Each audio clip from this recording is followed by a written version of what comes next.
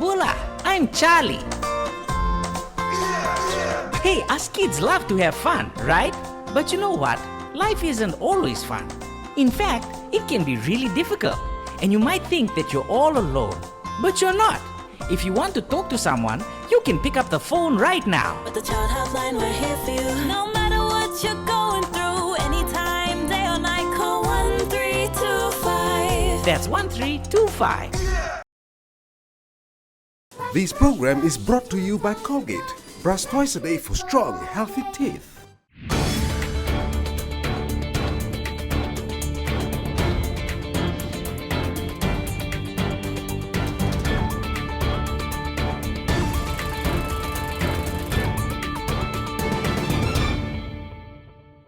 Good evening. Welcome to Simpson at 8.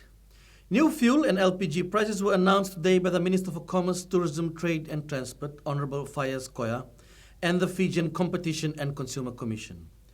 The new prices are as follows. Motor spirit is down from $2.06 to $2.80 per litre. It's a decrease of 26 cents per litre.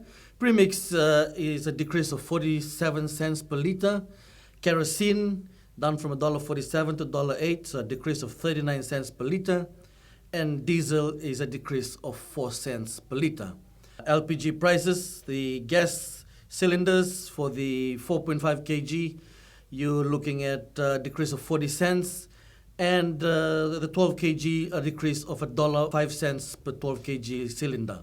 Minister Koya said the decrease in price is due to favorable movement in the international prices for motor spirit, premix, kerosene and diesel, unfavorable movement in the international freight rates, and strengthening of the US dollar against the Fijian dollar based on March 2020 imports.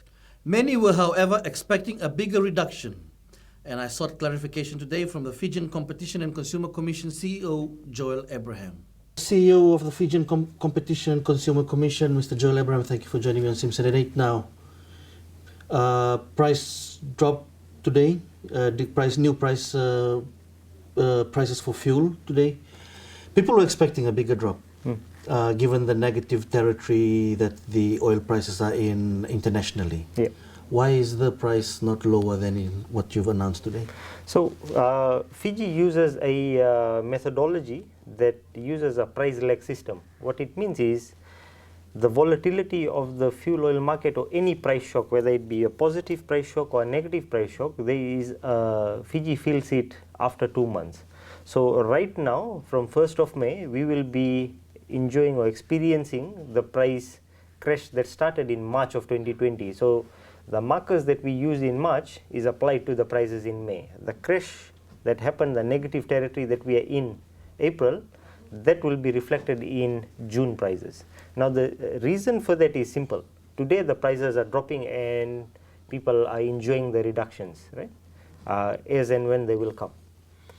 It could also go on the other end where the prices could be climbing. Right. So in the event the prices went from $60 a barrel to $150 a barrel, Fiji would not almost immediately feel the impact. It would give us 2 months for Fijian consumers and businesses to adjust. So just making it simple for people, we are now experiencing or March enjoying March prices, Yep. and March prices wasn't into the negative territory yet, No. although it was dropping. Yeah, it was dropping. So in essence, we should be feeling the negative price now in June. Yes, so Do we expect to have lower prices in June? yes, given how the fuel oil market has been going, we expect a lower price in June. The quantum will really depend on when Fiji purchased these products. Did the companies purchase this product when the prices were actually in negative territory, or had they purchased it prior to that? That will all depend on when the companies purchased it. So what we do is we use what we call means of pledge Singapore, which is an international benchmark, and we base it off that benchmark to ensure that nobody is able to manipulate the price. Right. So you have records of when they purchase it. Yes. So it's not just up to them to decide. No. Right. Now obviously motor spirit. Some the price drops from motor spirit 26 cents, premix down by 47 cents, kerosene by 39 cents per litre, diesel by 4 cents per litre, and obviously gas. Some good Sure. good savings there. So based on the March price, How have you, made this calculation? Because some people have made calculations and said this the price is supposed to be much lower. So what we do is we don't look at the crude oil prices. The crude oil price is what the refineries would purchase, and Fiji, because we don't have a refinery, so a refinery turns crude oil into refined products, which is what you put in your vehicle, right? Whether it be diesel or unleaded or kerosene in your stoves or premix in your engines. What happens is Fiji purchases these refined products. Now these refined products is sold by refiners who have purchased crude oil. So first, basic economic logic or basic business will tell you nobody will sell it to you cost to cost or below cost. So somebody buys crude oil, they take it, they incur some cost in refining it, and on top of that they put a margin and they sell these products. And then companies in Fiji buy these products and they get it to Fiji. And because Fiji's quantity, the quantity that we demand out of these factories, the quantity is so less compared to other countries. Scale, we have to pay an additional premium to secure supply. Otherwise, we would be waiting in line, and some months you won't get fuel and some months you will get it. So, just to ensure supply security, a premium is paid, and Fiji uses, our pricing template uses a 74-day strategic stock holding, meaning if the boats don't come tomorrow, say something like COVID happens and everything stops, all ports are closed, Fiji will still have enough fuel to last us for 2.5 months. 2.5 months. Now, 10 weeks. Now we are seeing that we are having discussions with companies like Total, Mobil, Pacific Energy to look at how we can build in additional storage capacity in Fiji. And so we've had a certain discussion, and there's companies that are putting in additional storage capacity in Suva, in Vunda, and in Malau to ensure that we are able to increase the size of storage so we can hold more fuel in Fiji. Previously, we would not have seen a world event where you would say, oh, all ports would be closed. With COVID, we've seen certain closures of passenger movement, but cargo has remained. It has continued, So in the future, basically, we are relying on the companies for the storage. Yes. Because the government does not have the storage capacity. Because the fuel oil market is a hazardous product. So there needs to be a lot of safety standards, and these standards are reviewed and changed globally. Imagine one tank that's not maintained properly. If something does happen, either spillage or it catches fire, the effects could be disastrous. Right, so government's not looking to going to that area. Well, we'll have to ask government. Okay, so but right now it's basically we're relying on the storage of the companies. Yes. So when you're talking about this increased storage in Malau, Vunda and Suva, these are the company storage. Yes, so the companies are going to be making investments from now till 2025 to increase the storage capacities in these areas. Okay, so 10 weeks of storage fuel we have, regardless of what happens in the global market, we have that capacity. After that, we're in trouble, so to speak.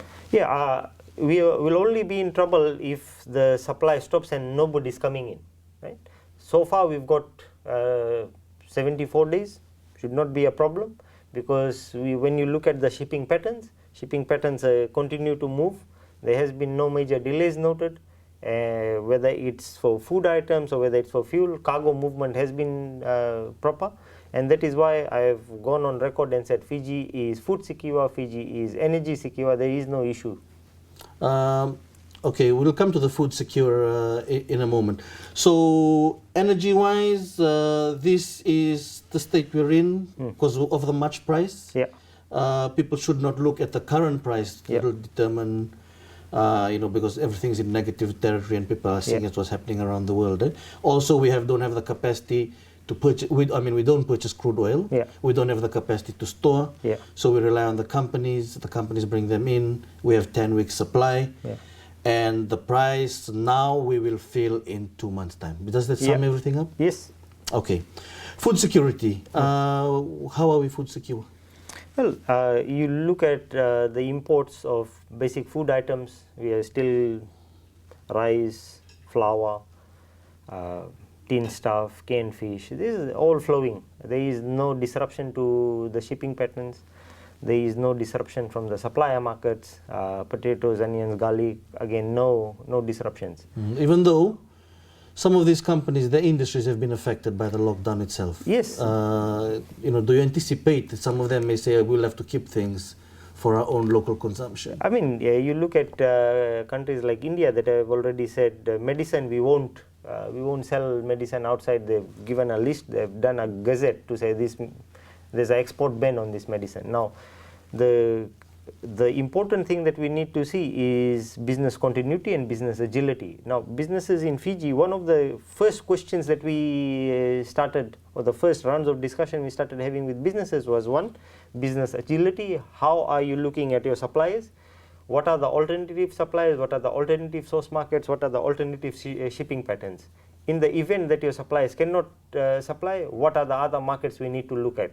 The first point of contact for FCCC with the businesses was having discussions around business agility and business continuity plan to ensure that they're able to operate, that there is accessibility, there is reliability in supply, and the whole supply chain is sustainable. Okay. So food secure, you say, what about the price? Well, are they coming at the same price they were before, prior to COVID-19, or has there been some impact on the price? There has been some impact on the price. There has been impact in both ways. So as of yesterday, a few products that I reviewed yesterday, the few products, the prices were going up, and the few that are coming down. One example is a baby milk, S26, the price is reducing. There are things like canned fish out of some market, where the price was going up. There was rice for one particular trader, the rice where they were purchasing from, it was going up. The other trader where they're purchasing from, it was coming down. Most of these businesses have an annual supply contract, so they are not exposed to the price is fixed. Yeah. The price is fixed. Yeah. From the suppliers, eh? Yeah. So some are going up, some are going down. Yeah. So it's just fluctuating. Yeah. So we've not. So you're saying no big impacts? No. Because people are thinking. So no, we have not seen any major impacts where we've seen a sharp increase in price of any particular product across the board in the market. There are few suppliers that were sourcing it out of somewhere that are facing impacts. There's some cases in pharmacies that they had to air freight some essential medicine urgently. Those prices incurred a higher freight cost. As such, the prices increased, but that was a temporary increase, and the prices have normalized thereafter. Okay, so supply chains for Fiji have not been affected. No, there's been no major impact to the supply chain of Fiji. Okay, so coming down to the local market, how are you seeing the price charged by the supermarkets and the suppliers? Are you seeing any games going on there? Yeah, I mean, at some point in time, I think it's a human tendency to say, how can I profiteer off it, or how can I make more money? Basic economic tells you that market participants have a rent-seeking behavior, which means they want to maximize their profits. One of the things that we look at is whether they are overcharging on regulated items, and two, whether there's any issues of price gouging, which means prices have been increased drastically. Now, as of yesterday, we've laid charges against 20 traders. Last night, we finished our executive meetings. We're looking at putting charges against 10 more traders. Again, these are supermarket chains or shops? Supermarket chains, shops, pharmacies, importers, all across the board. Now, as of yesterday, we've done, in the last 5 or 6 days, we've done over 800 inspections. We even have a team in Levuka.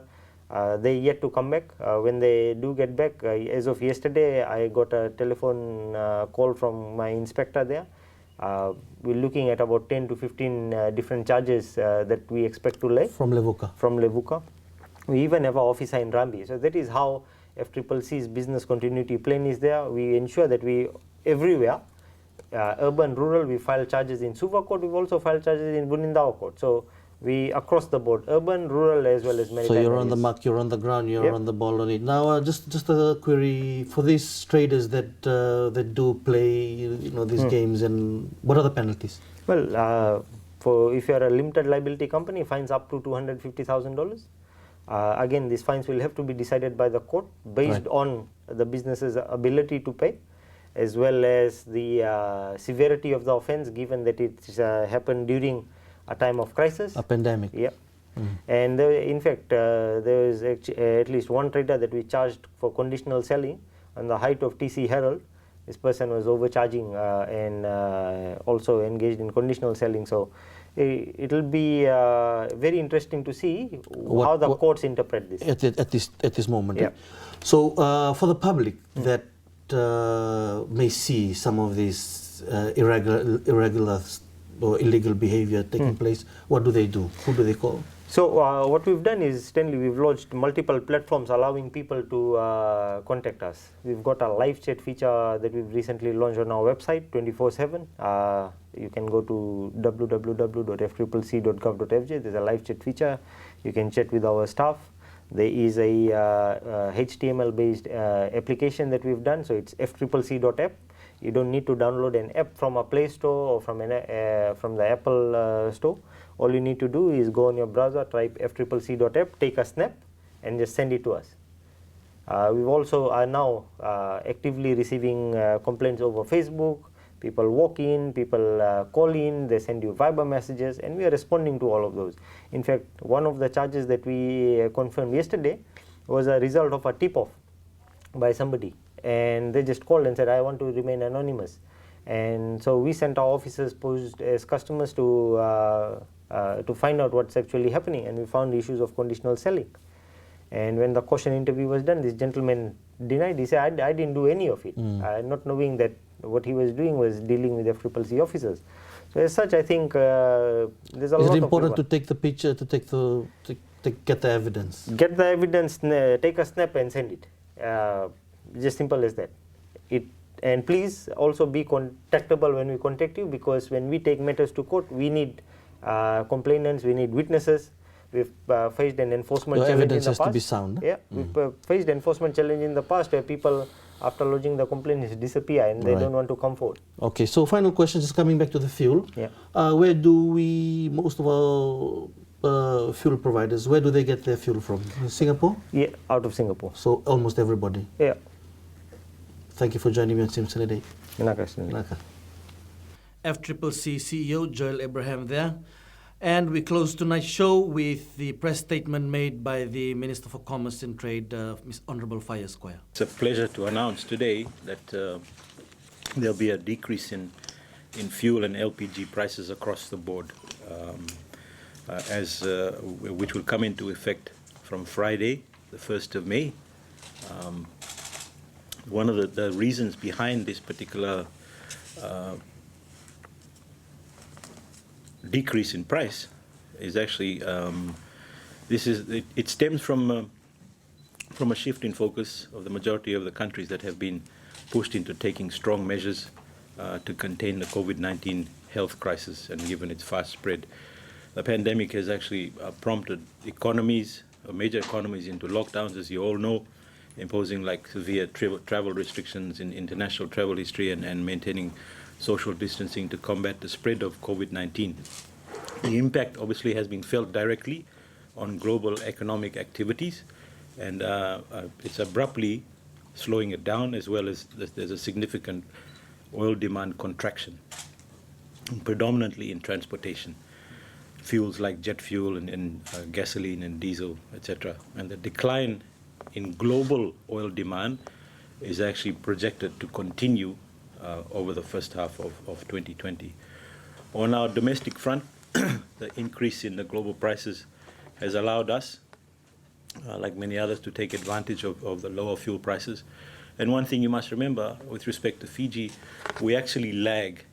And if you understand the term, we are actually now getting the benefits of something that happened a little while ago. So the immediate, if you go backwards, what happened last week, we will feel the effects a little later.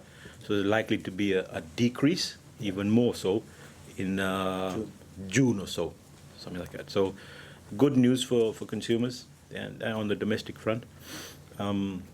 It'll also mean it's good for Fijian businesses. It's also good for our taxi drivers, our bus companies, our inter-island vessels, and local airlines who are experiencing slow business due to COVID-19. Specifically, with respect to the actual prices that come into effect, with respect to fuel prices, motor spirit will go from $2.06 to $1.80 per litre, which is a decrease of 26 cents per litre, and it equates to about 12.62%. Premix will go from $1.90 to $1.43, and that's a decrease of 47 cents per litre, or 24.74%. Kerosene will go from $1.47 to $1.08 per litre, which is an increase of or decrease of 39 cents per litre, or 26.53%. And diesel will go from $1.71 to $1.67 per litre, and that's a decrease of 4 cents. LPG, and this is applicable to everybody who has all homes, 4.5 kg cylinder from $14.43 down to $14.03. That's a decrease of 40 cents. The 12 kg cylinder will be from $38.47 to $37.42, and that's a decrease of $1.05. Bulk from $2.64 a kg to $2.60 a kg, and that's a decrease of 4 cents. Auto gas per litre from $1.78 to $1.74, and that's a decrease of 4 cents. So now consumers will obviously be able to take advantage of it. I'm also, I think the industry stakeholders, as I said earlier, transport, etc., it's good timing, although it's coming out of a bad period at the end of the day.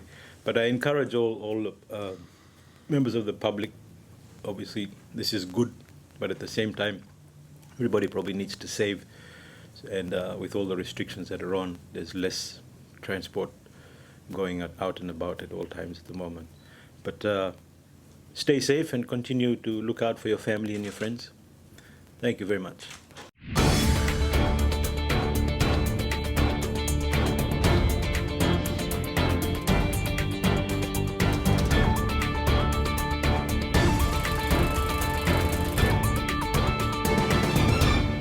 This program was brought to you by Colgate. Brush twice a day for strong, healthy teeth. Has something ever happened to you that made you feel scared or alone, but you didn't know what to do? Talking to someone is the best place to start. It could be a teacher, family member, or neighbor. It could also be the child helpline. All you need to do is dial 1325 and you can talk to someone who can help. With the child helpline, we're here for you. No matter what you're going through, anytime, day or night, call 1325. That's 1325.